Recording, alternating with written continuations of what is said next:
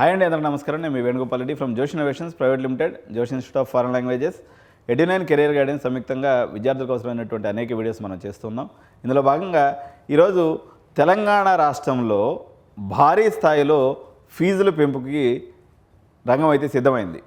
So ప్రభుత్వ అధినేత, అదేవిధంగా ఉన్నత విద్యాశాఖ మంత్రి అయినటువంటి రేవంత్ రెడ్డి గారు, అదేవిధంగా టీఎఫ్ఆర్సీ చూస్తున్నటువంటి జస్టిస్ గోపాల్ రెడ్డి గారు, వీళ్ళందరూ కూడా, అదేవిధంగా మన higher education chairman, higher education council chairman అయినటువంటి బాలకృష్ణారెడ్డి గారు, అదేవిధంగా యోగితా రాణా మేడం, అదేవిధంగా మన దేవసేన మేడం, వీళ్ళందరూ ఎవరైతే పెద్ద స్థాయి వ్యక్తులు, కీలకమైనటువంటి వ్యక్తులు, అదేవిధంగా జేఎన్టీయూ వీసీ, వీళ్ళందరూ కూడా దీంట్లో యాక్చువల్గా స్టేక్ హోల్డర్స్ అని చెప్పాలి, లేకపోతే డెసిషన్ మేకర్స్. మొత్తం ఈ 6 మెంబర్స్ ఎవరైతే ఉన్నారో, these are the 6 key members ఈ ఎడ్యుకేషన్ ఫీకి సంబంధించినటువంటి విషయంలో.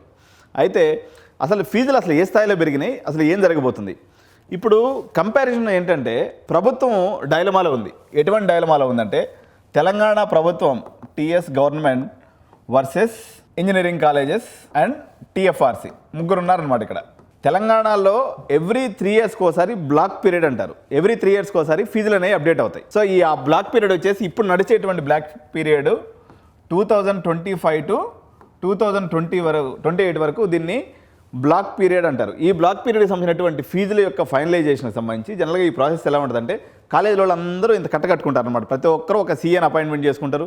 మా దగ్గర ఇంత ఖర్చులు ఉన్నాయి, ఇంత ఎక్కువ ఖర్చు అవుతుంది, మేము ఇంతమంది శాలరీస్ ఇస్తున్నాం, ప్లేస్మెంట్స్ కోసం ఇంత ఖర్చు పెడుతున్నాం, ఇన్ఫ్రాస్ట్రక్చర్ కోసం ఇంత ఖర్చు పెడుతున్నాం, R&D కోసం ఇంత ఖర్చు పెడుతున్నాం. ఈ ఖర్చులన్నీ లెక్కలు రాసుకొని సీఏ దగ్గర, అన్ని దొంగ లెక్కలే, ఇదే లెక్కలన్నీ రాయించుకొని సీఏ చేత ముద్ర వేయించుకొని తీసుకెళ్లేసి టీఎఫ్ఆర్సీలో సబ్మిట్ చేస్తారు. మొత్తం 8 రోజులు హీరింగ్ నడిచింది. 8 రోజుల హీరింగ్ అంటే జనరల్గా ఎప్పుడైనా టీఎఫ్ఆర్సీకి ఎవరు ఉంటారంటే జడ్జి ఉంటారనమాట. ప్రస్తుతానికి వచ్చేసి గోపాల్ రెడ్డి సార్ ఉన్నారు. సో ఈ జడ్జి గారు ఏం చేస్తారంటే, ఈ ఫీజులన్నింటినీ కూడా ప్రభుత్వానికి సంబంధించినటువంటి సీఎల్ చేత ఒక మదింపు చేస్తారు. మదింపు అంటే మొత్తం దాన్ని స్క్రూటినీ చేసి, అవునండి వీళ్ళ దగ్గర క్వాలిటీ ఉంది, వీళ్ళు 7th pay స్కేల్స్ ఇస్తున్నారు, వీళ్ళు జెన్యూన్గా కాలేజీలు రన్ చేస్తున్నారు అనేటువంటి నిర్ధారణకు వచ్చిన తర్వాత, సపోజు ఇప్పుడు సిబిఐటి తీసుకున్నారనుకోండి, సిబిఐటి, వాసవి, అదేవిధంగా విఎన్ఆర్, నారాయణమ్మ, ఎంజిఐటి, ఇటువంటి ఒక 10 కాలేజీలు ఏమో దగ్గర 2.5 లక్షల ఫీజుకి అప్లై చేసుకున్నాయి.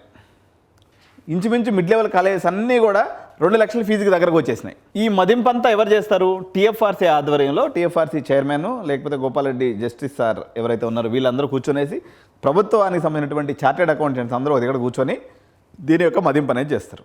అయితే ఒక పెద్ద దుమారం రేగింది ఈ మధ్య. ఈ చార్టెడ్ అకౌంటెంట్స్ ఎవరైతే ప్రభుత్వానికి మదింపు చేస్తారో, ఆ చార్టెడ్ అకౌంటెంట్స్నే మళ్ళీ కాలేజీ వాళ్ళు కూడా హైర్ చేసుకునేసి ఇద్దరు కొమ్మకి అయిపోయేసి ఫీజులు పెంచేస్తారని చెప్పేసి గుసగుసలు వచ్చినాయి. దీంతో కోపోద్రిక్తుడైనటువంటి మన ముఖ్యమంత్రి గారు వీళ్ళందరినీ పిలిచి, ఇట్లా కాదు, ఇంత ఫీజులు పెంచితే మన ప్రభుత్వానికి చెడ్డ పేరు వస్తుంది, దీని మీద మళ్ళీ ఎక్సర్సైజ్ చేయండి అని చెప్పేసి ఒక ఆదేశాన్ని ఇవ్వడం అయితే జరిగింది. సార్ ఆల్రెడీ ఇది మొత్తం ఎక్సర్సైజ్ అంతా కంప్లీట్ అయిపోయింది, ఇది లేట్ అయిపోయిందంటే మన కౌన్సిలింగ్ లేట్ అయిపోద్దని చెప్పేసి ప్రభుత్వ అధికారులు, అదేవిధంగా టీఎఫ్ఆర్సీకి సంబంధించినటువంటి పెద్దవారందరూ కూడా విజ్ఞప్తి చేస్తే, నిన్న అయినటువంటి రివ్యూ మీటింగ్లో సీఎం గారు, లేకపోతే ఎడ్యుకేషన్ మినిస్టర్ ఏమన్నారంటే, యాక్చువల్గా మన కేసీఆర్ గారు ముఖ్యమంత్రి అయినప్పుడు, అంటే తెలంగాణ రాష్ట్రం ఏర్పడిన తర్వాత కేసీఆర్ గారు ముఖ్యమంత్రి అయినప్పుడు అప్పుడు ఒక టాస్క్ ఫోర్స్ అని ఒక దాన్ని వేశారండి. టాస్క్ ఫోర్స్ అంటే మొత్తం పోలీసు వాళ్ళు వచ్చేస్తారనమాట. ఏసీపీలు, డీసీపీలు, ఎస్పీలు అందరూ వచ్చేసి కాలేజీల మీద పడి టేబుల్ పట్టుకొని కొలిసి, మీ దగ్గర అది లేదు లేదని హడావుడి నడిచింది. దామోదర్ రాజనరసింహ గారు తెలంగాణ గవర్నమెంట్ ఫామ్ అయినప్పుడు మొట్టమొదటి ఉన్నత విద్యాశాఖ మంత్రి దామోదర్ రాజనరసింహ ఆయన అనమాట. ఆయన ఆధ్వర్యంలో ఈ టాస్క్ ఫోర్స్ అనేది వేయడం జరిగింది. ఇప్పుడు రేవంత్ అన్న గారు ఏమంటారంటే, ఆ టాస్క్ ఫోర్స్ యొక్క నివేదిక కూడా బయటికి తీయండి, నిజంగా వీళ్ళు పంపించినటువంటి ఈ సోకాల్డ్ ఈ యొక్క నివేదికలు ఏదైతే ఉన్నాయో ఇవన్నీ పర్ఫెక్ట్గా ఉన్నాయనేది మీరు ఎలా నిర్ధారణ చేసుకుంటారు? జస్ట్ ఊరినే 8 రోజులు ఇవన్నీ ఎట్లా నిర్ధారణ చేశారు అని చెప్పేసి కొత్త క్వశ్చన్లన్నీ ప్రభుత్వ అధికారులని, అదేవిధంగా టీఎఫ్ఆర్సీ వారిని కూడా అడిగినట్టుగా విశ్వసనీయ వర్గాలు పోగొట్ట. అయితే అల్టిమేట్గా ఏం జరగవచ్చు, కానీ టీఎఫ్ఆర్సీ అధికారులు అయితే చాలా గట్టిగా, మేమైతే కరెక్ట్గా స్క్రూటినీ చేశాం సార్, మొత్తం ఇది పర్ఫెక్ట్ ఉంది, దీన్ని ఆమోదించడమే మంచిదనేసి వీళ్ళ వర్షన్. ప్రభుత్వ వర్షన్ ఏంటంటే, ఇంతగానో ఫీజులు పెరిగిపోతే అఫోర్డబిలిటీ వెళ్ళిపోతుంది. అఫోర్డబిలిటీతో పాటు ప్రభుత్వానికి ఇంకొన్ని ఇబ్బందులు కూడా ఉన్నాయి. ఉదాహరణకి సిబిఐటీలో ఒక ఓసీబీసీ స్టూడెంట్కి బిలో 10,000 లోపు ర్యాంక్ వచ్చిన వాళ్ళు ఉంటారు. వీళ్ళందరికీ 2.5 లక్షలు అయితే 2.5 లక్షలు రీయింబర్స్మెంట్ ఇవ్వాలా. వాళ్ళు ఫీజు రీయింబర్స్మెంట్ కానీ అర్హులైతే 2.5 lakhs ఇవ్వాలన్నమాట. అడిషనల్గా ప్రభుత్వం మీద భారం పడుతుంది. సో దీంతో ప్రభుత్వం ఇప్పుడున్నటువంటి తెలంగాణ ఖజానా ఆల్మోస్ట్ ఖాళీగా ఉన్నటువంటి పరిస్థితుల్లో మళ్ళీ ఫీజు రీయింబర్స్ మీద డబ్బులు పెట్టేటువంటి పరిస్థితి లేదు. ఒకవైపు నుంచి ఇంకొక మేజర్ సమస్య కాలేజీ యాజమాన్యాలకి అదేవిధంగా తెలంగాణ ప్రభుత్వానికి మధ్య కార్చిచ్చులాగా రగులుతూ ఉంది. అదేంటంటే ఫీజు రీయింబర్స్మెంట్ సమస్య. దగ్గర 1000 కోట్లు తెలంగాణ ప్రభుత్వం కాలేజీలకి బాకీ ఉంది. దాన్ని ఇవ్వమంటే ప్రభుత్వం ఇచ్చేటువంటి పరిస్థితులు లేదు. ఇవ్వాలనున్నా ఇవ్వలేరు, ఎందుకంటే బడ్జెట్ లేదు, అక్కడ ఖజానా లేదు. చాలా కాలేజీలు జీతాలు ఇవ్వలేనటువంటి పరిస్థితిలో ఒకవైపున ఇబ్బంది పడుతున్నటువంటి పరిస్థితి ఉంది. కాబట్టి ఇప్పుడు ఈ ఫీజులు పెంచితే లాభమా నష్టం అనేటువంటి చర్చ కూడా నడుస్తుంది. ఇంజనీరింగ్ కాలేజీల విషయం చూద్దాం. ఉదాహరణకి టాప్ 20 ఇంజనీరింగ్ కాలేజీలు ఉన్నాయి. కమ్మగా 2.5 లక్షల ఫీజు తీసుకుంటాయి, లేదా 2 లక్షల ఫీజు తీసుకుంటాయి. వీళ్ళు కమ్మగా ఎంజాయ్ చేస్తారు. వీళ్ళ కౌన్సిలింగ్లో ఎవడన్నా ఈ ఫీజు ఎక్కువైపోయి డ్రాప్ అయిపోయినా ఆ సీట్లను ఎవడో ఒకటి వచ్చి తీసుకుంటాడు. కమ్మగా పైసలన్నీ గల్లబెట్టలు వేసుకొని కడుపులో చల్లగా కూర్చుంటారు. చిన్న కాలేజీల సంగతి చూద్దాం. ఉదాహరణకి ఇప్పుడు గట్కేసర్లోనో లేకపోతే ఇబ్రహీంపట్నంలోనో లేకపోతే మన రామోజీ ఫిలిం సిటీలో ఉన్నటువంటి కాలేజీలో చాలామంది అయోమయంతో అమాయకత్వంతో 1,55,000 ఫీజు పెట్టుకున్నారు. మటాష్ అయిపోతారు ఈ దెబ్బతోటి. నేను చెప్తున్నాను, మీరు ఏ ఉద్దేశంతో ఫీజులు తీసుకున్నారో తెలియదు, కానీ మల్లారెడ్డి సారు మీరు ఈ తప్పు చేయాలని ఆయన కాసుకొని కూర్చున్నాడు. కరెక్ట్గా 9,600 సీట్లు తెచ్చుకున్నారు. మీరు కౌన్సిలింగ్లో సీట్లు అలాట్మెంట్ కానగానే ఆయన 1,20,000 సీట్ అంటాడు. మీ దగ్గర 35,000 రీయింబర్స్మెంట్ పోతే 1,25,000 మళ్ళీ కట్టుకోవాలాడు. సప్పుడు కాకుండా వచ్చి అందరూ మల్లారెడ్డిలో చేరిపోతారు. మీరు దుకాణం అంతా ఖాళీ వేసి పెట్టుకోవాల్సిన పరిస్థితి. పేరెంట్ ఇదే చేస్తారు చూడండి. చాలా కాలేజీల పరిస్థితి అంటే చిన్న కాలేజీలు అంటే ఈరోజు చిన్న పెద్ద దానికి డెఫినేషన్ లేనప్పటికీ పబ్లిక్ పాయింట్ ఆఫ్ వ్యూలో చిన్న కాలేజెస్, లేదా మొన్నటిదాకా 30,000-40,000 నడిచిన కాలేజెస్, మొన్నటిదాకా మేనేజ్మెంట్ సీట్ని 50,000కి ఇచ్చిన కాలేజెస్ 2-3 ఏళ్ళ క్రితం వరకు ఏం అద్భుతాలు జరిగినాయి. 1,50,000 చేసుకొని కూర్చున్నారు. సో ఒక క్యాలిక్యులేషన్ ప్రకారం ఇప్పుడు తెలంగాణలో ఉన్నటువంటి మనకి ఎవ్రీ ఇయర్ 25,000 మంది చేరుతారు మేనేజ్మెంట్ సీట్స్. ఆల్రెడీ 20,000 మంది యూనివర్సిటీలో చేరేశారు. ఇంకొన్నది 10,000 మందే మేనేజ్మెంట్ చేయడానికి కూడా. వీళ్ళందరూ వచ్చి మీ యూనివర్సిటీలు నిండుకొండలాగా తయారై మొత్తం కాలేజీలో సీట్లు నిండిపోతాయి. జేఎన్టీయూ అటానమస్ కాలేజెస్ అన్నీ కూడా చాలా దారుణమైనటువంటి పరిస్థితికి వెళ్ళిపోతాయి. సో ఇదైతే జరగబోయేటువంటి సత్యము. నేను చెప్తున్నాను కదా, ఇప్పుడు మీకు ఫస్ట్ ఈసారి తెలంగాణ గవర్నమెంట్ నెక్స్ట్ వీడియోలో నేను చేస్తున్నా. తెలంగాణ గవర్నమెంట్ ఇప్పటివరకు మీలో చాలామందికి ఐఐటి జేఈ రాసేటప్పుడు జోసాలో మాక్ కౌన్సిలింగ్ అనేటువంటి ఒక సిస్టమ్ ఉంటుంది అనమాట. అంటే మనం ఆప్షన్స్ పెట్టుకుంటాం, డమ్మీగా అలాట్మెంట్ వస్తుంది. అలాట్మెంట్ చూసుకొని అరే మనం తప్పు చేసామా రైట్ చేసామని చూసుకొని కరెక్షన్ చేసుకునే దానికి మరొకసారి అవకాశం వస్తుంది. అప్పుడు రియల్గా మనం కౌన్సిలింగ్లో ఆప్షన్స్ పెడతాం, రైట్. ఇప్పుడు టీఎస్ వెబ్సైట్లో కూడా సేమ్ మోడల్ కౌన్సిలింగ్ని తీసుకొస్తున్నారు. రేపు జూలై 15వ తారీఖు నుంచి జరిగేటువంటి కౌన్సిలింగ్లో మీకు స్ట్రైట్ అవే కౌన్సిలింగ్లో పార్టిసిపేట్ చేసే అవకాశం ఉండదు. మీరు అన్ని ఆప్షన్స్ పెట్టుకుంటారు. ఆప్షన్స్ పెట్టుకున్న తర్వాత మీకు అలాట్మెంట్ వస్తుంది. బట్ అది మాక్ అలాట్మెంట్. ఇది ఎంత మేలు చేసేటువంటి విషయం అంటే ఎవ్రీ ఇయర్ గత 20 ఏళ్ళలో నేను చూస్తున్నాను అనమాట. అంటే ఫిజికల్ కౌన్సిలింగ్ ఉండేది, దాని తర్వాత కొన్ని ఏళ్ళ పాటు ఇప్పుడు ఆన్లైన్ కౌన్సిలింగే దగ్గర 10-12 ఏళ్ళు అవుతుంది. ఈ 12 ఏళ్ళలో మేము చూసింది ఏంటంటే బాగా టాపర్స్ అయినటువంటి విద్యార్థులు వాళ్ళ తల్లిదండ్రులు కొన్ని విచిత్రమైన ఆలోచనలు కలిగి ఉంటారనమాట. సార్ ఆడికి 10,000 ర్యాంక్ వచ్చి ఉంటుంది. జనరల్గా చెప్తాను ఎగ్జాంపుల్. సార్ నాకు కంపల్సరీగా సిబిఐటీలో సీట్ వచ్చేస్తుంది సార్, నేను ఓన్లీ సిబిఐటీ వాసవి ఏనా చెప్తా, జనరల్ సిఎస్ఏ పెట్టుకుంటాను సార్, నాకు కన్ఫర్మ్ వస్తుంది సార్ సీట్ అంటాడు. తుస్సును పోద్దాడిది. వేరే వాళ్ళందరూ వచ్చి ఖర్చు వేసుకుంటారు. వీడు వచ్చేసి మళ్ళీ లాస్ట్కి మల్లారెడ్డిలోనూ పుల్లారెడ్డిలోనూ చదువుకోవాల్సి వస్తుంది. ఇది ఎవ్రీ ఇయర్ జరిగేది.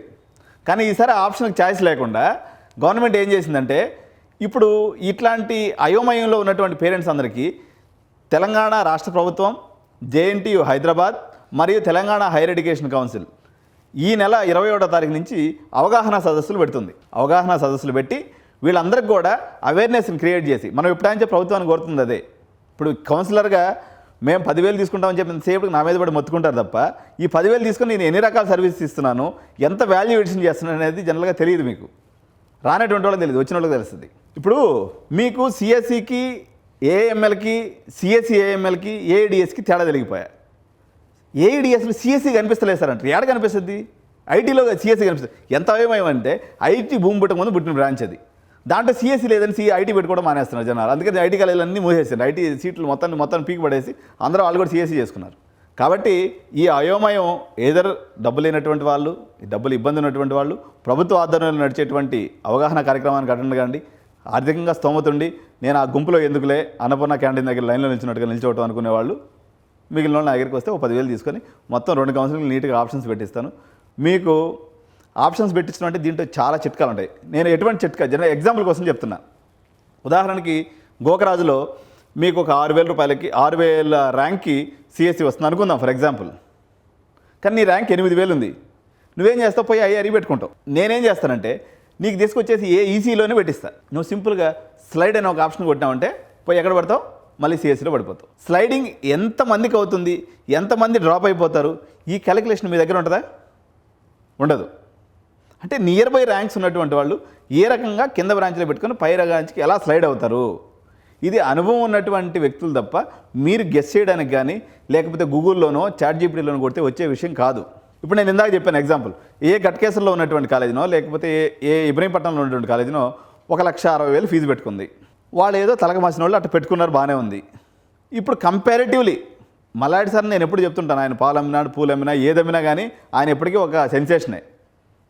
ఆయన ఏం చెప్తాడు?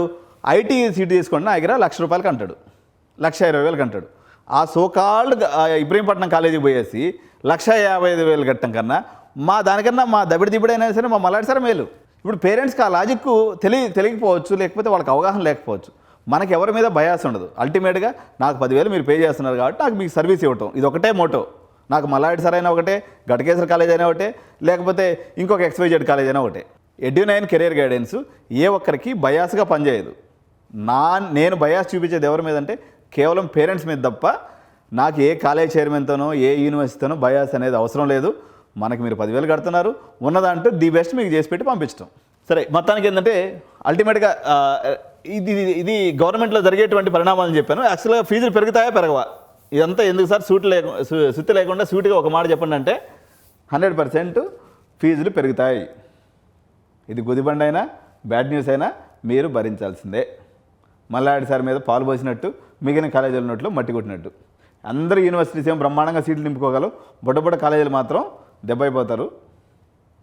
మీరు కూడా ఇక తప్పేది కాదు. ఇంకోటి, మెకానికల్ సివిల్ ట్రిపుల్కి ఫుల్ రీఇంబర్స్మెంట్ ఏదైనా వచ్చే అవకాశం ఉందా?